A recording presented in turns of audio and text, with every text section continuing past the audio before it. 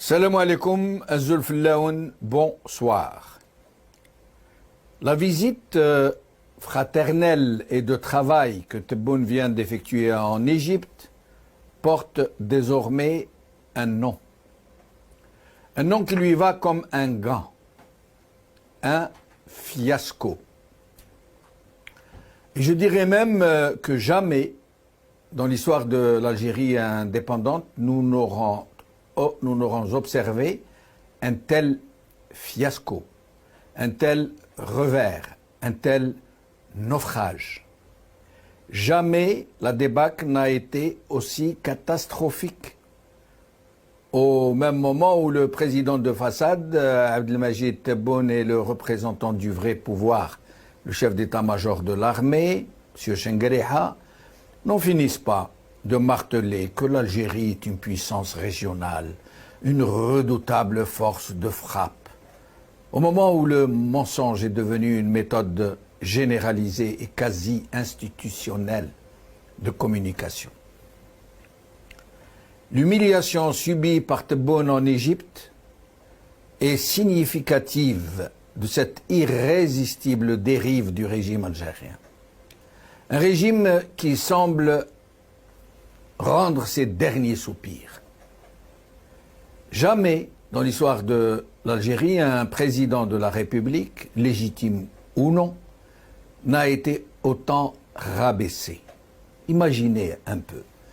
Voici que ce monsieur, qui se sait illégitime et qui n'a trouvé aucune autre alternative que la fuite en avant et le mensonge institutionnel, institutionnalisé, comme je viens de le dire, voici qu'il découvre, et avec lui tout le régime, que le sommet arabe qui devait se tenir à Alger pendant le mois de mars prochain est sérieusement compromis. De la déclaration même du secrétaire général de la Ligue arabe, monsieur j'ai oublié son nom.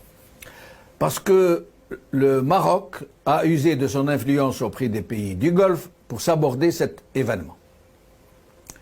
M. Tebboune et ceux qui sont derrière lui auraient très bien pu faire comme si de rien n'était, puisqu'ils ne pèsent rien dans la problématique.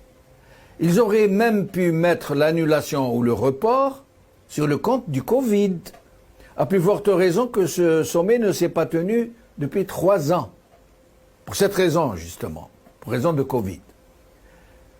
Cela serait passé comme une lettre à la poste, à plus forte raison que les Algériens se soucient comme d'une guigne de ce sommet, de la Ligue arabe et de toutes ces chinoiseries de régimes, tous plus despotiques et plus corrompus les uns que les autres. Et ainsi, au lieu d'opter pour une telle démarche, aussi diplomatique que prudente, au lieu de faire le dos rond et de laisser agir sa diplomatie souterraine pour ne pas faire la part belle au Maroc, leur ennemi juré, non pas l'ennemi juré du peuple algérien, mais l'ennemi juré du régime. Ne voilà-t-il pas que M. Tebboune prend son bâton de pèlerin? Ne voilà-t-il pas qu'il décide d'aller lui-même au charbon et de tenter de contrecarrer le coup fourré qu'il a privé d'un sommet qui n'a d'autre utilité que de faire mousser ce régime? Et là, il choisit le moyen le plus aléatoire que n'importe quel analphabète politique aurait désavoué.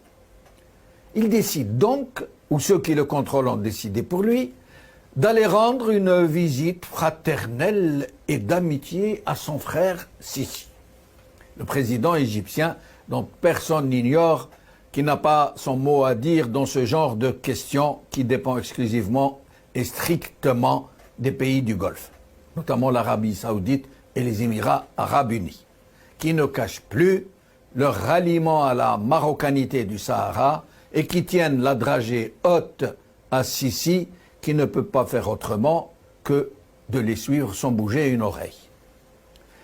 Il faut rappeler aussi que l'Égypte non plus ne cache plus son rapprochement très accentué avec la position des pays du Golfe, puisque l'Égypte aussi a déclaré clairement et à plusieurs reprises qu'elle a épousé définitivement la thèse de la marocanité du Sahara occidental dans les frontières officielles du royaume alaouite. Tebboune et les généraux qui le contrôlent ne pouvaient pas ne pas le savoir. Demander à Sissi d'aider l'Algérie à tenir le sommet arabe à Alger, c'est lui demander de prendre position contre le Maroc, contre les pays du Golfe. C'est risquer un retentissant camouflé. C'est s'exposer à un fiasco diplomatique annoncé. Et c'est pourtant ce qu'a entrepris Tebboune en allant quémander un tel engagement à Sissi. Celui-ci l'a bien évidemment reçu en frère, en prenant bien soin de cacher le poignard courbe planqué dans la manche. Cette mésaventure qu'a été cette visite a été une rencontre de pure forme, vidée de toute vraie substance, comme celle qu'on accorde aux représentants de pays de dernière zone. Aucun sujet concernant ce qui marque la situation de la Ligue arabe n'a été vraiment évoqué. Ni la tragédie yéménite, ni le retour de la Syrie dans la Ligue arabe, ni le conflit algéro-marocain. Les autres sujets qui ont été évoqués, comme la question libyenne, l'ont été de façon tout à fait formelle, lapidaire, dans l'habituel genre protocolaire pour passer à autre chose. Par contre, et là où il n'y a pas de doute que l'humiliation de Tebboune et donc de l'Algérie a été minutieusement élaborée par ce qui sonne Sissi et ce qui a réellement étayé la rencontre de façon très forte et on ne peut plus humiliante. La première est qu'on lui a fait visiter la tombe de Anwar Sadat. Et la question de ce choix ne se pose même pas, puisque cet ex-président égyptien est entré dans l'histoire pour avoir été le signataire des accords de Camp David et le symbole même de la normalisation avec Israël dans les pays arabes. Sissi aurait choisi d'emmener Tebboune se recueillir sur la tombe de Nasser, on aurait compris, puisque ce président fait partie d'une certaine histoire de la révolution algérienne avec ses bons et ses mauvais côtés. Mais qu'il assigne Tebboune à saluer celle de Sadat est une toute autre histoire. Ce qui reste à savoir est si cette visite figurait sur le programme de la visite ou si Tebboune a été piégé. Auquel cas, la lecture serait tout à fait différente, selon qu'il s'agisse d'un cas ou de l'autre. Si Tebboune le savait avant de se rendre au Caire, ce qui semble être le plus plausible, puisque les programmes sont élaborés par les deux États qui sont étudiés au calibre près.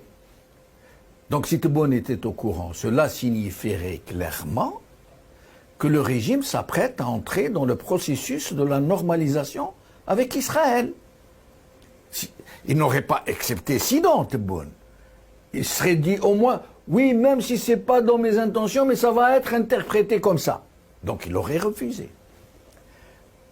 Et s'il ne le savait pas, et qu'il aurait été mis devant le fait accompli, alors cela montrerait Tebboune sous son véritable jour, celui d'un pantin, pusillanime, incapable de se refuser à une telle déchéance, à un déni aussi criard de son sempiternelle profession de foi pour la Palestine.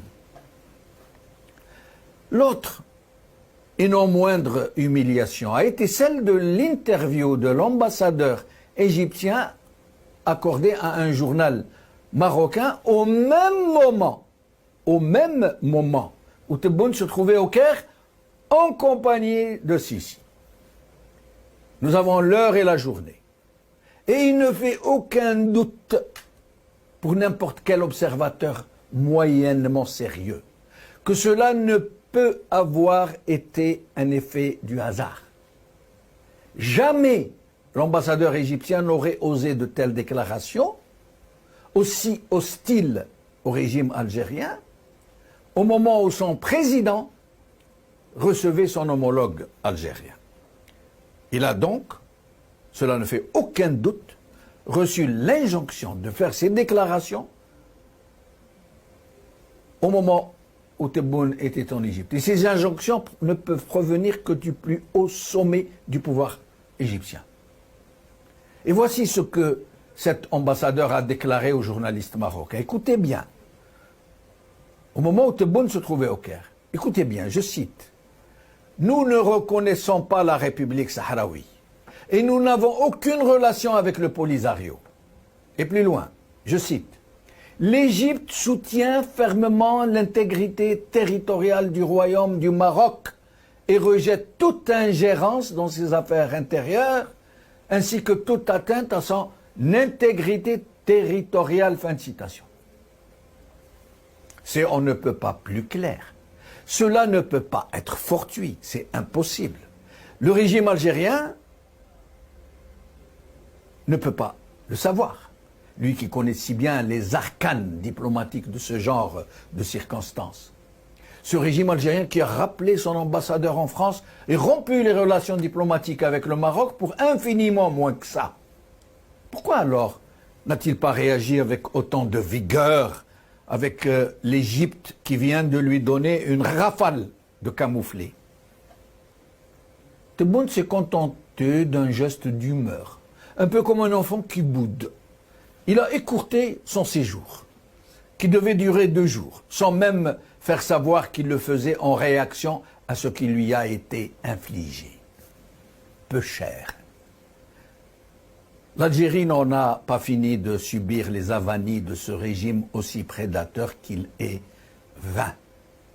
À l'intérieur comme à l'international, il a montré toute son incapacité à gérer la situation, éminemment volatile, sinon explosive. Il n'a plus ni frein, ni limite, ni frein, ni limite.